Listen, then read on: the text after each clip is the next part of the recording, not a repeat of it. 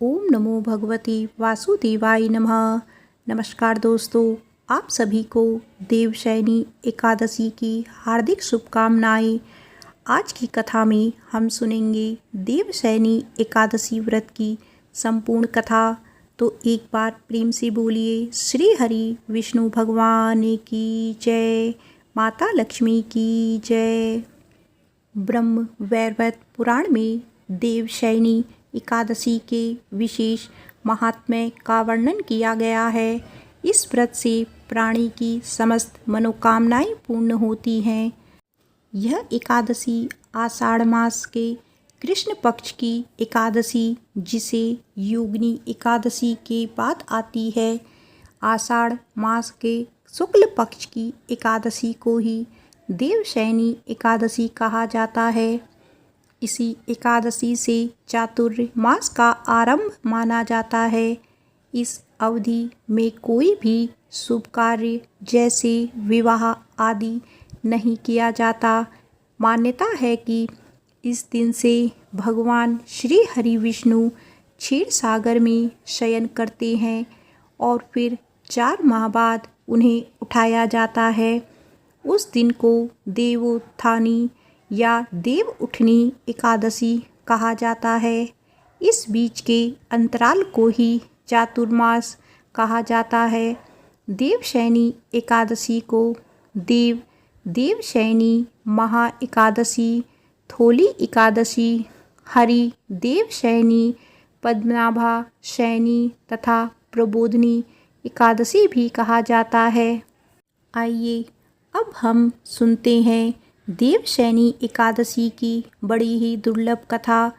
तो इस कथा को बड़ी ही श्रद्धा और प्रसन्न चित्त मन से पूरा अवश्य सुनिएगा। एक दिन धर्मराज युधिष्ठिर ने कहा, हे केशव, आषाढ़ शुक्ल एकादशी का क्या नाम है? इस व्रत के करने की क्या विधि है और किस देवता का पूजन किया जाता है? युधिष्ठिर की बात सुनकर भगवान श्री कृष्ण कहने लगे कि हे युधिष्ठिर, जिस कथा को ब्रह्मा जी ने नारद जी से कहा था वही मैं तुम्हें कहता हूँ। एक बार देव ऋषि नारद जी ने ब्रह्मा जी से इस एकादशी के विषय में जानने की उत्सुकता प्रकट की। तब ब्रह्मा जी ने उन्हें बताया, सतयुग में मानधाता नामक एक चक्रवर्ती सम्राट राज्य करते थे। उनके राज्य में प्रजा बहुत सुखी थी, किंतु भविष्य में क्या हो जाए यह कोई नहीं जानता। अतः वे भी इस बात से अनभिज्ञ थे कि उनके राज्य में शीघ्र ही भयंकर अकाल पड़ने वाला है। उनके राज्य में पूरे 3 वर्ष तक वर्षा ना होने के कारण भयंकर अकाल पड़ा। इस अकाल से चारों ओर त्राही त्राही मच गई। धर्म पक्ष के यज्ञ, हवन, पिंडदान, कथा, व्रत आदि में कमी हो गई। जब मुसीबत पड़ी तो धार्मिक कार्यों में प्राणी की रुचि कहाँ रह जाती है। प्रजा ने राजा के पास जाकर अपनी वेदना की दुहार दी। राजा तो इस स्थिति को लेकर पहले से ही दुखी थे। वे सोचने लगे कि आखिर मैंने ऐसा कौन सा पाप कर्म किया है जिसका दंड मुझे इस रूप में मिल रहा है। फिर इस कष्ट से मुक्ति पाने का कोई साधन करने के उद्देश्य से राजा सेना को लेकर जंगल की ओर चल दिए। वहाँ विचरण करते करते एक दिन वे ब्रह्मा जी के पुत्र अंगिरा ऋषि के आश्रम में पहुँचे और उन्हें प्रणाम किया। ऋषिवर ने आशीर्वाद उपरांत कुशल क्षेम पूछा। फिर जंगल में विचरने व अपने आश्रम में आने का प्रयोजन जानना चाहा। तब राजा ने हाथ जोड़कर कहा, महात्मन, सभी प्रकार से धर्म का पालन करता हुआ भी मैं अपने राज्य में दुर्भिक्ष का दृश्य देख रहा हूँ। आखिर किस कारण से ऐसा हो रहा है? कृपया इसका समाधान करें। यह सुनकर महर्षि अंगिरा ने कहा, हे राजन, सब युगों से उत्तम यह सतयुग है। इसमें छोटे से पाप का भी बड़ा भयंकर दंड मिलता है। इसमें धर्म अपने चारों चरणों में व्याप्त रहता है। ब्राह्मण के अतिरिक्त किसी अन्य जाति को तप करने का अधिकार नहीं है, जबकि आपके राज्य में एक शूद्र तपस्या कर रहा है। यही कारण है कि आपके राज्य में वर्षा नहीं हो रही है। तब तक वह काल को प्राप्त नहीं होगा, तब तक यह दुर्भिक्ष शांत नहीं होगा।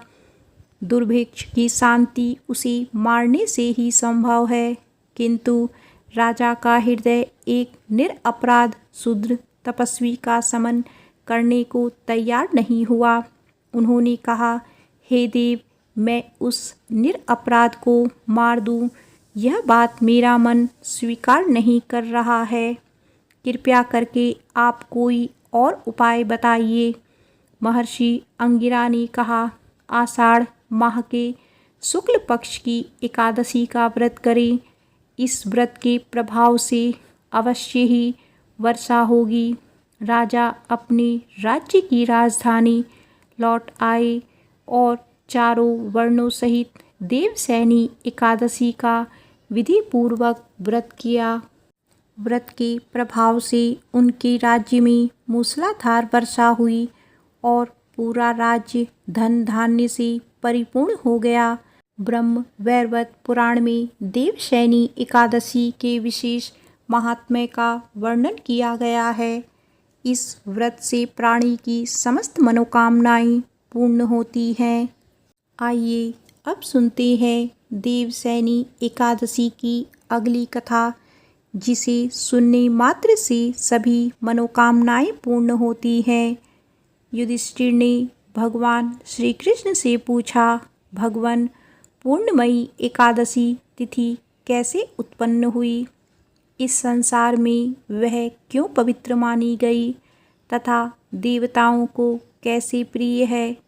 श्री भगवान बोले, कुंती नंदन, प्राचीन समय की बात है। सतयुग में मुर नामक दानव रहता था। वह बड़ा ही अद्भुत, अत्यंत रौद्र तथा संपूर्ण देवताओं के लिए भयंकर था। उस काल रूपधारी दुरात्मा महासुर ने इंद्र को भी जीत लिया था। संपूर्ण देवता उससे परास्त होकर स्वर्ग से निकाले जा चुके थे और शंकित तथा भयभीत होकर पृथ्वी पर विचरा करते थे। एक दिन सब देवता महादेव जी के पास गए। वहाँ इंद्र ने भगवान शिव के आगे सारा हाल कह सुनाया। इंद्र बोले, महेश्वर, ये देवता स्वर्गलोक से निकाले जाने के बाद पृथ्वी पर विचर रहे हैं। मनुष्यों के बीच रहना इन्हें शोभा नहीं देता। देव, कोई उपाय बताइए। देवता किसका सहारा ले? महादेव जी ने कहा, देवराज, यहाँ सबको शरण देने वाली, सबकी रक्षा में तत्पर रहने वाली जगत के स्वामी भगवान गरुड़ध्वज विराजमान हैं। वहाँ जाओ, वे तुम लोगों की रक्षा करेंगे। भगवान श्री कृष्ण कहते हैं, युधिष्ठिर, महादेव जी की यह बात सुनकर परम बुद्धिमान देवराज इंद्र संपूर्ण देवताओं के साथ क्षीर सागर में गए, जहाँ भगवान गदाधर सो रहे थे। इंद्र ने हाथ जोड़कर उनकी स्तुति की। इंद्र बोले, देव देवेश्वर, आपको नमस्कार है। देव, आप ही पति, आप ही मति, आप ही कर्ता और आप ही कारक हैं। आप ही सब लोगों की माता और आप ही इस जगत के पिता हैं। देवता और दानव दोनों ही आपकी वंदना करते हैं। पुंडरीकाक्ष, आप दैत्यों के शत्रु हैं। मधुसूदन, हम लोगों की रक्षा कीजिए। प्रभु जगन्नाथ अत्यंत उग्र स्वभाव वाले महाबली मुर नामक दैत्य ने इन संपूर्ण देवताओं को जीतकर स्वर्ग से बाहर निकाल दिया है। भगवान देव देवेश्वर शरणागत वत्सल देवता भयभीत होकर आपकी शरण में आए हैं। दानवों का विनाश करने वाली कमल नयन भक्त वत्सल देव देवेश्वर जनार्दन हमारी रक्षा कीजिए, रक्षा कीजिए। भगवान शरण में आए हुए देवता की सहायता कीजिए। इंद्र की बात सुनकर भगवान विष्णु बोले, देवराज यह दानव कैसा है, उसका रूप और बल कैसा है तथा उस दुष्ट के रहने का स्थान कहाँ है। देवराज इंद्र बोले, देवेश्वर पूर्व काल में ब्रह्मा जी के वंश में ताजंग नामक एक महान असुर उत्पन्न हुआ था जो अत्यंत भयंकर था। उसका पुत्र मुर दानव के नाम से विख्यात है। वह भी अत्यंत उत्कट महापराक्रमी और देवताओं के लिए भयंकर है। चंद्रावती नाम से प्रसिद्ध एक नगरी है, उसी में स्थान बनाकर वह निवास करता है। उस दैत्य ने समस्त देवताओं को परास्त करके उन्हें स्वर्गलोक से बाहर कर दिया है। उसने एक दूसरे ही इंद्र को स्वर्ग के सिंहासन पर बैठाया है। अग्नि, चंद्रमा, सूर्य, वायु तथा वरुण भी उसने दूसरे ही बनाए हैं। जनार्दन, मैं सच्ची बात बता रहा हूँ, उसने सब कोई दूसरे ही कर लिए हैं। देवताओं को तो उसने उनके प्रत्येक स्थान से वंचित कर दिया है। इंद्र की यह बात सुनकर भगवान जनार्दन को बड़ा ही क्रोध आया। उन्होंने देवताओं को साथ लेकर चंद्रावती नगरी में प्रवेश किया। भगवान गदाधर ने देखा कि दैत्यराज बारंबार गर्जना कर रहा है और उससे परास्त होकर संपूर्ण देवता दसों दिशाओं में भाग रहे हैं। अब वह दानव भगवान विष्णु को देखकर बोला, खड़ा रहे, खड़ा रहे। उसकी यह ललकार सुनकर भगवान के नेत्र क्रोध से लाल हो गए। वे बोले, अरे दुराचरी दानव, मेरी इन भुजाओं को देख। यह कहकर श्री हरि विष्णु जी ने अपने दिव्य बाणों से सामने आए हुए दुष्ट दानवों को मारना आरंभ किया। दानव भय से विह्वल हो उठे। पांडुनंदन तत्पश्चात श्री विष्णु ने दैत्य सेना पर चक्र का प्रहार किया। उससे छिन्न भिन्न होकर सैकड़ों योद्धा मौत के मुख में चले गए। इसके बाद भगवान मधुसूदन बद्रिका आश्रम को चले गए। वहाँ सिंहावती नाम से गुफा थी जो 12 योजन लंबी थी। उस गुफा में एक ही दरवाज़ा था। भगवान विष्णु उसी में सो गए। वह दानव मुर भगवान को मार डालने के उद्देश्य से उनके पीछे पीछे तो लगा ही था, अतः उसने भी उसी गुफा में प्रवेश किया। वहाँ भगवान को सोते देख उसे बड़ा हर्ष हुआ। उसने सोचा, यह दानवों को भय देने वाला देवता है, अतः निसंदेह इसे मार डालूंगा। दानव के इस प्रकार विचार करते ही भगवान विष्णु के शरीर से एक कन्या प्रकट हुई जो बड़ी ही रूपवती, सौभाग्यशालिनी तथा दिव्य अस्त्र शस्त्रों से सुसज्जित थी। वह भगवान के तेज के अंश से उत्पन्न हुई थी। उसका बल और पराक्रम महान था। दानवराज मुर ने उस कन्या को देखा। कन्या ने युद्ध का विचार करके दानव के साथ युद्ध के लिए याचना की। युद्ध छिड़ गया। कन्या सब प्रकार की युद्ध कला में निपुण थी। वह मुर नामक महान असुर उसके हुंकार मात्र से राख का ढेर हो गया। दानव के मारे जाने पर भगवान जाग उठे। उन्होंने दानव को धरती पर इस प्रकार निष्प्राण पड़ा देखकर कन्या से पूछा, मेरा यह शत्रु अत्यंत उग्र और भयंकर था, किसने इसका वध किया है? कन्या बोली, स्वामी, आपके ही प्रसाद से मैंने इस महादैत्य का वध किया है। श्री भगवान ने कहा, कल्याणी, तुम्हारे इस कर्म से तीनों लोकों के मुनि और देवता आनंदित हुए हैं। अतः तुम्हारे मन में जैसी इच्छा हो उसके अनुसार मुझसे कोई वर मांग लो। देव दुर्लभ होने पर भी वह वर मैं तुम्हें दूंगा, इसमें तनिक भी संदेह नहीं है। वह कन्या साक्षात एकादशी ही थी।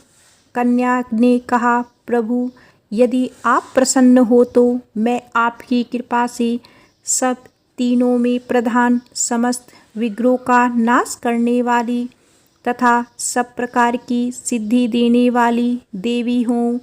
जो लोग आप में भक्ति रखते हुए मेरे दिन को उपवास करेंगे उन्हें सब प्रकार की सिद्धि प्राप्त हो। जो लोग उपवास करके मेरी व्रत का पालन करें उन्हें आप धन, धर्म और मोक्ष प्रदान कीजिए। श्री विष्णु बोले, कल्याणी, तुम जो कुछ चाहती हो वह सब पूर्ण होगा। भगवान श्री कृष्ण कहते हैं, युधिष्ठिर, ऐसा वर पाकर महाव्रत एकादशी बहुत प्रसन्न हुई। दोनों पक्षों की एकादशी समान रूप से कल्याण करने वाली है। इसमें शुक्ल और कृष्ण का भेद नहीं करना चाहिए। यदि उदया काल में थोड़ी सी एकादशी, मध्य में पूरी द्वादशी और अंत में किंचित त्रयोदशी हो तो वह त्रिशिप्रा एकादशी कहलाती है। वह भगवान को बहुत ही प्रिय है। यदि एक त्रिशिप्रा एकादशी को उपवास कर लिया जाए तो 1000 एकादशी व्रतों का फल प्राप्त होता है तथा इसी द्वादशी में पारण करने पर 1000 गुना फल माना गया है। अष्टमी, एकादशी, षष्ठी, तृतीया और चतुर्थी ये यदि पूर्व तिथि से विद्र हो तो इनमें व्रत नहीं करना चाहिए।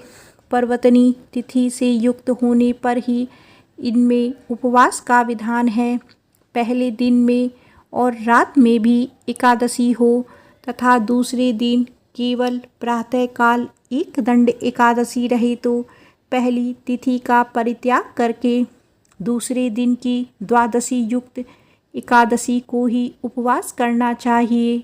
यह विधि मैंने दोनों पक्षों की एकादशी के लिए बताई है। जो मनुष्य एकादशी को उपवास करता है वह वैकुंठ धाम में जाता है, जहाँ साक्षात भगवान गरुड़ ध्वज विराजमान रहते हैं। जो मानव हर समय एकादशी के महात्म्य का पाठ करता है उसे 1000 गोदान के पुण्य का फल प्राप्त होता है।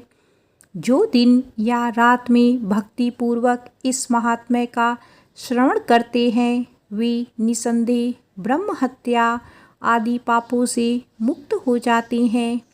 एकादशी के समान पापनाशक व्रत दूसरा कोई नहीं है। प्रेम से बोलो विष्णु भगवान की जय। आइए अब सुनते हैं एकादशी माता की कथा। एक बार एक राज्य में एक राजा रहा करता था। राजा बहुत ही बुद्धिमान और बलशाली था। राजा सदैव अपनी प्रजा का बहुत अच्छे से ध्यान रखता था। प्रजा भी अपने राजा को बहुत पसंद करती थी। राजा की 2 बेटियां थीं। राजा अपनी दोनों बेटियों से बहुत प्रेम करता था। राजा की छोटी बेटी देखने में बहुत सुंदर और आकर्षण थी और राजा की बड़ी बेटी छोटी बेटी के मुकाबले थोड़ा कम सुंदर थी। राजा की छोटी बेटी ग्यारस माता की पूजा किया करती थी और सभी लोग राजा की छोटी बेटी से बहुत ही प्रेम किया करते थे और बहुत प्रशंसा किया करते थे। राजा भी अपनी छोटी बेटी को बड़ी बेटी से अधिक प्रेम करता था, जिसके कारण राजा की बड़ी बेटी को अपनी छोटी बहन से बहुत नफरत होने लगी थी। राजा की दोनों बेटियां जब बड़ी हो गई तब एक पड़ोस राज्य में रहने वाला राजकुमार राजा की बड़ी बेटी के लिए रिश्ता लेकर आया। लेकिन जैसे ही उस राजकुमार की नज़र राजा की छोटी बेटी पर पड़ी तो वह राजकुमार राजा की छोटी बेटी पर आकर्षण हो गया और उसे पहली ही नज़र में प्रेम कर बैठा। उस राजकुमार ने राजा की बड़ी बेटी के साथ विवाह करने से मना कर दिया और उसने राजा से कहा कि मैं आपकी छोटी बेटी से विवाह करना चाहता हूँ। जिसके बाद राजा की बड़ी बेटी यह देखकर अपनी छोटी बहन से बहुत क्रोधित हो गई और राजा की बड़ी बेटी से अपनी छोटी बहन को अपना सबसे बड़ा दुश्मन मान लिया। राजा की छोटी बेटी ने अपनी छोटी बहन से बदला लेने का निर्णय किया, जिसके लिए उसने अपनी छोटी बहन को जान से मारने का प्लान बनाया। राजा की बड़ी बेटी ने अपनी छोटी बहन को मारने के लिए सबसे पहले एक लड्डू में जहर मिलाकर अपनी छोटी बहन को दे दिया और उसको लड्डू खाने के लिए कहा, लेकिन लड्डू खाने के बाद भी छोटी बहन को कुछ नहीं हुआ। बड़ी बहन यह देखकर बहुत आश्चर्यचकित हो गई, लेकिन बड़ी बहन ने हार नहीं मानी और उसने जब रात में छोटी बहन अपने कमरे में सो रही थी, तब एक मटके में सांप रखकर उसे कमरे में छोड़ दिया, लेकिन सांप भी छोटी बहन का कुछ नहीं कर पाया। जिसके बाद बड़ी बहन ने अपनी छोटी बहन से कहा कि चलो हम लोग कुएं में से पानी भरकर लाते हैं, जिसके लिए वह अपनी छोटी बहन को पानी भरने के बहाने कुएं के पास ले गई और उसने अपनी छोटी बहन को कुएं में धक्का दे दिया, लेकिन छोटी बहन को तब भी कुछ नहीं हुआ, क्योंकि हर बार ग्यारस माता उसकी रक्षा कर रही थी और उधर बड़ी बहन अपने सारे प्रयासों के बाद असफल हो रही थी, जिससे वह बहुत क्रोधित होती जा रही थी। फिर उसने अपनी छोटी बहन के पास जाकर उससे खुद ही पूछा कि मेरी छोटी बहन, तुम मुझको बताओ कि भगवान ने सबकी मृत्यु एक निश्चित समय पर लिखी हुई है और कैसी तुम्हारी मृत्यु होगी, क्या तुम जानती हो? तब छोटी बहन ने अपनी बड़ी बहन को बताया कि हाँ, मैं तो जानती हूँ मेरी मृत्यु कैसे होगी। छोटी बहन से यह बात सुनकर बड़ी बहन मन ही मन बहुत प्रसन्न होने लगी और उसने अपनी छोटी बहन से कहा कि तू मुझे अपनी मृत्यु का राज बताओ। छोटी बहन ने अपनी बड़ी बहन से कहा कि मेरी मृत्यु तो एक तोते में है, जो तोते के गले में एक हार है, उससे मेरी मृत्यु होगी। जब तक कोई भी व्यक्ति तोते को मारकर वह हार अपने गले में पहनेगा तो मैं मूर्छित हो जाऊंगी, और जैसे ही उस हार को अपने गले से उतारेगा तो मैं वापस ही जीवित हो जाऊंगी। अपनी छोटी बहन की मृत्यु का राज जानकर बड़ी बहन बहुत खुश हो गई और उसने अपनी छोटी बहन को मारने के लिए उसके पालतू तोते को ढूंढना शुरू कर दिया। और छोटी बहन को इस बात का आभास हो गया था कि कोई उसकी जान लेना चाहता है, जिसके लिए वह अपने पिताजी के पास गई और उसने अपने पिताजी से कहा कि पिताजी, मेरी मृत्यु के बाद आप मुझे जलाइएगा मत, बल्कि आप मुझे अपनी पुरानी वाली हवेली में एक पलंग पर लिटाकर छोड़ दीजिएगा। अपनी छोटी बहन की यह बात सुनकर राजा बहुत आश्चर्यचकित हो गए। राजा ने अपनी छोटी बहन बेटी से पूछा कि बेटी, तुम ये क्या कह रही हो? जब राजा की छोटी बेटी ने बताया, पिताजी, समय किसी के लिए नहीं रुकता है, कब क्या हो जाए किसी को कुछ पता नहीं है। और फिर राजा ने अपनी छोटी बेटी से कहा कि तुम ऐसी बातें क्यों कर रही हो? 2-3 दिन में तुम्हारा विवाह है। लेकिन छोटी बेटी ने अपने पिताजी को ऐसा करने पर मजबूर कर दिया और उनसे वचन ले लिया। राजा ने भी अपनी छोटी बेटी की बात स्वीकार कर ली और 2-3 दिनों के बाद जब शादी का समय आया, तब राजकुमार बारात लेकर राजा के घर आया। राजकुमार और राजा की छोटी बेटी का विवाह शुरू हो गया।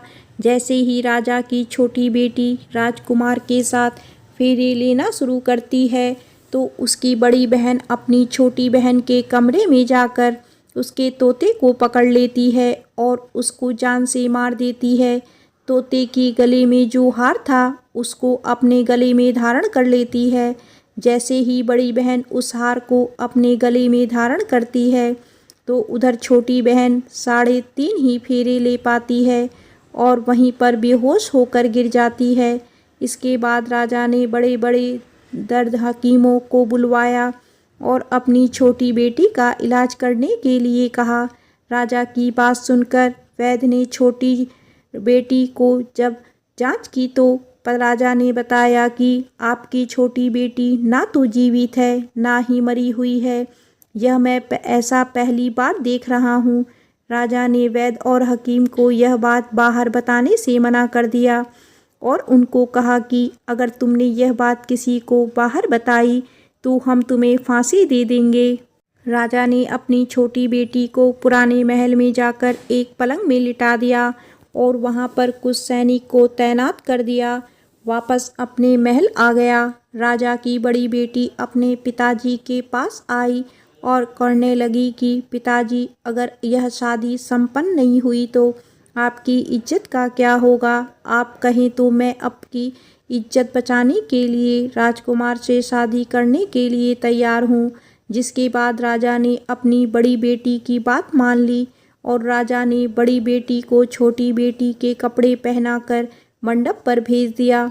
लेकिन राजकुमार यह जान गया कि यह राजा की छोटी बेटी नहीं बल्कि यह राजा की बड़ी बेटी है। लेकिन जब राजकुमार ने शादी करने से मना किया तो सभी लोगों ने राजकुमार को विवश करके राजा की बड़ी बेटी से बचे हुए फेरों को संपन्न करा दिया और विवाह करवा दिया।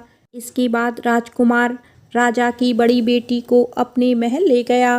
राजकुमार राजा की बड़ी बेटी से ना तो बात करता था, न ही उसको पसंद करता था और ना ही उसके आसपास भटकता था और राजकुमार ने यह फैसला लिया था कि वह अपनी प्रेमिका को ढूंढकर ही रहेगा, यह जान कर रहेगा कि उसके साथ क्या हुआ है। एक दिन राजकुमार अपने घोड़े पर सवार होकर राजा के पुराने महल के पास पहुंच गया, जहां पर उसने कुछ सैनिकों को देखा। महल के पास पहुंचकर राजकुमार ने जब महल को ध्यान से देखा तो वह समझ गया कि यह तो हमारी ससुर जी का महल है। तब राजकुमार ने सैनिकों से पूछा, तुम यहाँ क्या कर रहे हो और इस महल के अंदर उस पलंग पर कौन लेटा है? जिसके बाद सैनिकों ने बताया कि यहाँ पर राजा की छोटी बेटी लेटी है। यह सुनकर राजकुमार बहुत प्रसन्न हो गया और वह तुरंत अपनी प्रेमिका के पास पहुँच गया और उसकी सेवा करने लगा। जैसे ही रात हुई तो राजा की छोटी बेटी उठकर खड़ी हो गई। राजकुमार यह देखकर बहुत खुश हो गया और उसने अपनी प्रेमिका से पूछा कि तुम यहाँ क्या कर रही हो? तुम मेरे साथ मेरे घर चलो। राजा की छोटी बेटी ने राजकुमार को सारी बातें बता दी कि मेरी जान एक तोते में बसी थी और मैंने यह बात सिर्फ अपनी बड़ी बहन को बताया था और मुझे पता है कि उसने ही मुझे मारने का प्रयास किया है। उसके पास एक हार है जिसको वह सुबह पहन लेती है और रात को उतार देती है। जब तक वह हार उसको गले में रहेगा तब तक मैं मूर्छित रहूँगी और जैसे ही वह हार उतार देगी तो मैं जीवित हो जाऊँगी और जब तक मेरी बड़ी बहन के पास वह हार है तब तक मैं ऐसे ही जीवित और मूर्छित होती रहूँगी। अगर मेरी बड़ी बहन के पास जो हार वह मेरे हाथ में लग जाए तो मैं हमेशा के लिए जीवित हो जाऊँगी। राजकुमार यह बात सुनकर राजा की छोटी बेटी के साथ रहने का निर्णय ले लिया और उसने अपने बचे हुए सारे फेरे उस पलंग पर लेटी राजकुमारी की छोटी बेटी के साथ ले लिए और अपना विवाह पूर्ण कर लिया और वहीं पर रहने लगा। देखते ही देखते कुछ समय में राजा की छोटी बेटी और राजकुमार की पत्नी पेट से हो गई। एक दिन राजकुमार को किसी काम से बाहर जाना पड़ा। छोटी बहन के पेट में बहुत तेज से दर्द होने लगा। इसके बाद उसने ग्यारस माता का आवाहन किया, जिसके बाद वहां पर ग्यारस माता प्रकट हुई और उन्होंने अपनी भक्तों के दर्द को दूर किया और एक पुत्र की प्राप्ति करवाई। और वहीं पर अचानक से राजकुमार भी आ गया। राजकुमार ने ग्यारस माता को देखा तो वह भी आश्चर्यचकित हो गया और उसने तुरंत माता को प्रणाम किया और ग्यारस माता ने राजकुमार से कहा कि जब तुम्हारा पुत्र 5 वर्ष का हो जाए तो तुम अपनी पत्नी का हार लाकर उसके गले में डाल देना। और देखते ही देखते राजकुमार और राजा की छोटी बेटी का पुत्र 5 वर्ष का हो गया। राजकुमार अपने बेटे से कहता है कि बेटा, मैं कुछ काम से बाहर जा रहा हूँ, तुम अपनी माता का ध्यान रखना। और वो वहाँ से चला जाता है। राजा को बाहर निकलता देख बड़ी रानी के सैनिक देख लेते हैं और बड़ी बहन को जाकर सारी बातें बता देते हैं। जिसके बाद बड़ी बहन अपनी छोटी बहन के पुत्र को वहाँ से उठा लेती है और उसको मरवा देती है। छोटी बेटी के पुत्र के 2 टुकड़े करवा देती है। पहला टुकड़ा चक्की के पास छुपा देती है और दूसरा टुकड़ा अपने पलंग के नीचे रख देती है। अब ग्यारस माता भिखारी का रूप लेकर आती है। एक भिखारी का रूप रखकर बड़ी बहन के पास चली जाती हैं। जिसके बाद वहाँ पर भिक्षा मांगने लगती हैं। बड़ी बहन अपने नौकरों से कहती है कि जाकर भिक्षा दे दो, लेकिन जैसे ही नौकर ग्यारस माता को भिक्षा देने के लिए आते हैं तो माता उन्हें मना कर देती है और कहती है कि मैं तुम्हारी महारानी से ही भिक्षा लूँगी। जिसके बाद बड़ी बहन स्वयं ही भिक्षा देने के लिए माता के पास आती है। तब माता एक बिल्ली का रूप लेकर उसके कमरे में चली जाती है और वहाँ पर छोटी बेटी के पुत्र के कोई 2 टुकड़े को आपस में जोड़ देती है और उसे जीवित कर देती है। उसे वहाँ से ले जाती है। राजकुमार अपने बेटे को लेकर अपनी पत्नी के पास जाता है और उससे कहता है कि तुम इसका ध्यान रखना। अगर तुम इस बच्चे का अच्छे से ध्यान रखोगी तो मैं तुमसे बात करूँगा। एक दिन राजकुमार अपने बच्चे से कहता है कि तुम अपनी माँ से उनके गले का हार मांग लेना। जिसके बाद राजकुमार का लड़का अपनी माँ के पास जाता है और कहता है कि माँ, मुझे तुम्हारा हार चाहिए जो तुमने गले में पहन रखा है। यह सुनकर पहले तो बड़ी बहन बहुत क्रोधित होती है, पर उसको यह याद आता है कि राजकुमार ने कहा था कि अगर मैं इस बच्चे का ध्यान अच्छे से रखूँगी तो वह मुझसे बात करेंगे। जिसके कारण वह हार उस बच्चे को दे देती है। और तभी राजकुमार अपने बेटे को लेकर वहाँ से जाने लगता है और अपनी पत्नी से कहता है कि तुम हमारे लिए खाना बना कर रखना, मैं शाम को आकर तुम्हारे साथ खाना खाऊंगा। वह अपने बेटे को वहाँ से लेकर चला जाता है। जिसके बाद वह राजा के पास जाता है और उनको सारी बातें बता देता है। राजा अपनी बड़ी बेटी की यह करतूत सुनकर बहुत क्रोधित होती है और अपने परिवारिश पर भी दोष देने लगते हैं और राजकुमार को अपनी छोटी बेटी के साथ रहने के लिए आदेश देते हैं। एक बार प्रेम से बोलिए एकादशी माता की जय।